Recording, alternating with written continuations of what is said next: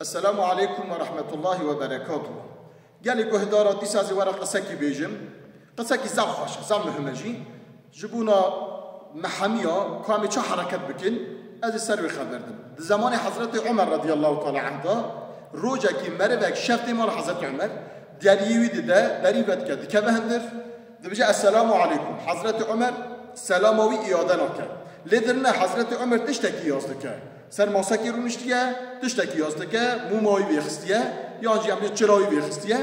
حضرت عمر وی تشتی یازدکه خلازدکه پفتکه مومی و چرایی دتامرینه پشتی و چرا کده بیدخه دبجا مرکی علیکم السلام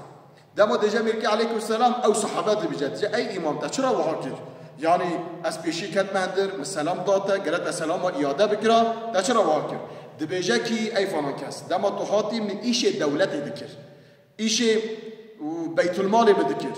اوا مو ماهانه اوا چراهانه یا دولتیه مثلا متحدات چون که دشمن شخصی مهاتی تادی زیارت همه مگو از ایش دولت یا دولت خلاص کم بر اشقا دولتی بر اشقا بیت المال پشتوی ما او شختمران ما اشقا کیسه خویه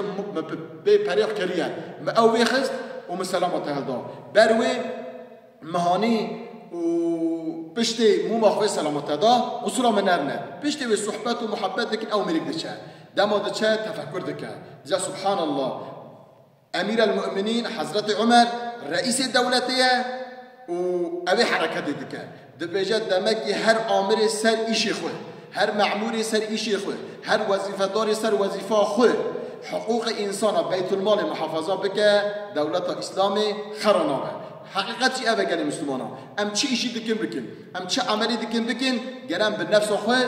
امتحان بکن حتی پیغمبر چه ده بیجه گناه چیه او تشتا نفس تا چه دکن تا عاجز دکن تو ایشه که دکی تو خود قلب خورا بیجه که قلب تا رازی و ایشی را اگر قلب تا رازی نبد دمکه و ایشه کی باش نینه قلب تا رازی و ایشی بکن بروی ام چه دکن بکن ام استشاره خود قلب خورا بکن پشتی و ایشی بکن خدای تعالی جل جلاله ما بکه انسان کی وها مطابق قرآن سنت بکه از وحمی امانت